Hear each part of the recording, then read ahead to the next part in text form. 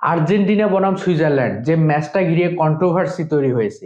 ম্যাচের ৭২তম মিনিটে যখন লিয়ান্দ্রো পারেদেস বিল অ্যাম্বোলোকে যখন ফাউল করে বসলেন, এবং যে ফাউলটা দেখে নর্মালি ভাবে মনে হয়েছিল অনেক মানে জটিল একটা ফাউল বা অনেক গুরুতর একটা ফাউল, যেটা ফুটবলের নীতি নিয়ম একদম বহির্ভূত, সেটাকে মনে করে রেফারি একটা মানে হলুদ কার্ড দেয় লিয়ান্দ্রো পারেদেসকে।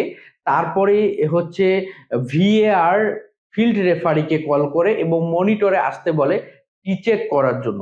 তারপর ফিল্ড রেফারি সেখানে চেক করে গিয়ে দেখেন যে লিয়ান্দ্রো পারেদেসের সাথে বিল অ্যাম্বোলোর কোনো কন্ট্যাক্ট হয়নি, বা সেটা বিল অ্যাম্বোলো এটা হচ্ছে অতিরঞ্জিত করেছেন এবং একটা ফাউল আদায় করার একটা প্রচেষ্টা ছিল, এবং সেখানে যখন সেটা তিনি মিথ্যার আশ্রয় নিয়েছেন, ওভার অ্যাক্টিং করেছেন, যখন সেটাকে রেফারিকে একটা মানে ধোঁয়াশা করার চেষ্টা করে ফায়দা নেওয়ার চেষ্টা করছেন, ঠিক তখনই রেফারি হচ্ছে সেই হলুদ কার্ডটা অনেকটা ইউটার্ন হয়ে হচ্ছে বিল অ্যাম্বোলোকে দেওয়া হয়। এবং এটা ফিফার নিয়মের মধ্যে আছে কিনা বা সেটা নিয়ম বহির্ভূত কিনা, যদি আমরা ফিফার দেখি মিস্টেকেন আইডেন্টিটি রুলের মধ্যে এটা আছে যে রেফারি যদি ফিল্ড রেফারি যদি কোনো খেলোয়াড়কে হলুদ বা লাল কার্ড দিয়ে থাকেন ভুলবশত, এবং সেটা যদি রিচেকের মাধ্যমে ভিএআর এর মাধ্যমে সেটা যদি মনে হয় যে না এটা ভুল হয়েছে, সেই হলুদ বা হচ্ছে লাল কার্ডটা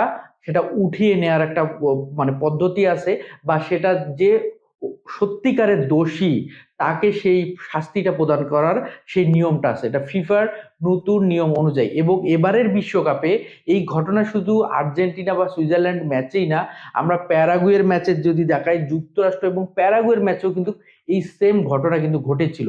হয়তোবা সেই ম্যাচটাতে আর্জেন্টিনা নেই বলে হয়তোবা সেরকম কোনো বিতর্ক কন্ট্রোভার্সি তৈরি হয়নি, কিন্তু এই ম্যাচটাতে হয়েছে। এবং এখানে অনেক হচ্ছে ফুটবল কিংবদন্তি এক একভাবে বলার চেষ্টা করেছেন।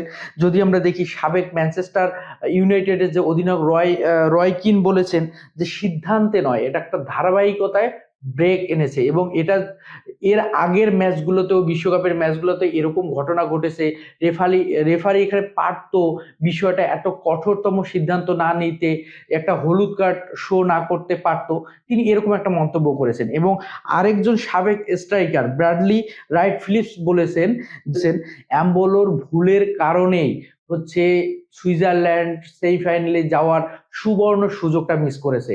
অ্যাম্বোলো জানতো যে তিনি একটা হলুদ কার্ড পেয়েছেন, তো তিনি এই ওভার অ্যাক্টিংটা বা এই ড্রাইভটা না করতেও পারতেন, তার এটা জানা ছিল, কিন্তু তিনি কেন করলেন? তিনি নিজের দলটাকে ডোবালেন, সেমিফাইনালে যাওয়ার সুবর্ণ সুযোগটা তিনি তা মানে মানে একদম নিজ হাতে কোরবানি দিলেন।